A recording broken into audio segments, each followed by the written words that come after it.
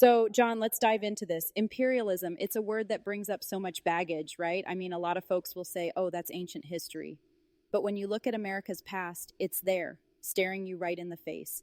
The annexation of the Philippines, Puerto Rico, Guam, all strategic moves dressed up as liberation back then. Roosevelt talked about playing a great part in the world. But was it greatness or just greed?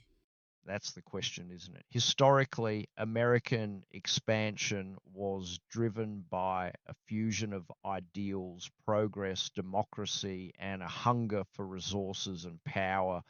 Roosevelt's ambitions reflected a broader imperialistic mindset dressed in the language of the white man's burden, a mythos of exceptionalism that justified intervention. But look closer, Nikki, and you see this was about control more than care. Economic routes, strategic locations, the practicality outweighed the morality. Right, and that leads us to Greenland. It's fascinating how history repeats, or maybe it just evolves. Trump's whole proposal to buy Greenland. At first, I laughed. Like, is this even real? But when you think about it, the Arctic's resources, the strategic location with all those untapped rare earth minerals, it's not a joke. This is 21st century expansionism. Precisely. Greenland isn't just an icy landmass, it's a keystone in a warming Arctic, a region opening up navigational routes and revealing unimaginable resources. Whether it's the EU's partnership with Nook or China's bid for Arctic influence, this is a geopolitical chessboard. But here's the critical difference, Nikki. Imperialism today doesn't plant flags, it negotiates deals or wields economic dependency. You know, I've been to Greenland maybe 6 or 7 years ago. The landscapes are otherworldly. Massive icebergs that glow where the sun hits like living gemstones. And on the ground, you feel how fragile it all is. The Inuits there, they're caught in this tug of war between independence and economies looking to squeeze value out of their land. Makes me think of the Philippines back in the 1900s, an island people facing Western boots on their soil while just wanting to live their lives. The parallels are undeniable. In the name of civilization back then, sovereignty was stripped from those viewed as lesser. Even today, Greenlanders must contend with looming global powers imposing terms. Think of the EU partnership or American diplomacy. That new nuke consulate wasn't installed for cultural exchange.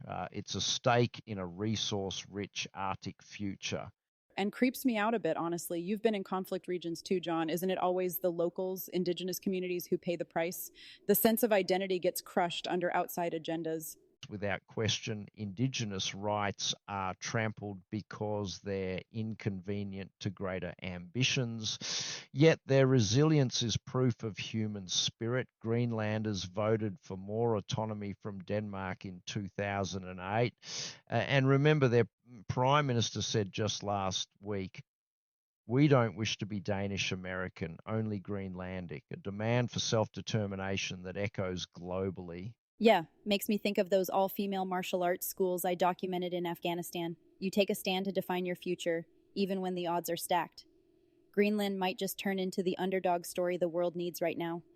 Let's hope so. But here's the larger takeaway. Humanity continually balances progress with exploitation, whether it's Greenland, Panama, or the Philippines. History implores us to question, what do we prioritize? Resources, dignity? It's all interconnected and we must tread carefully. Couldn't agree more.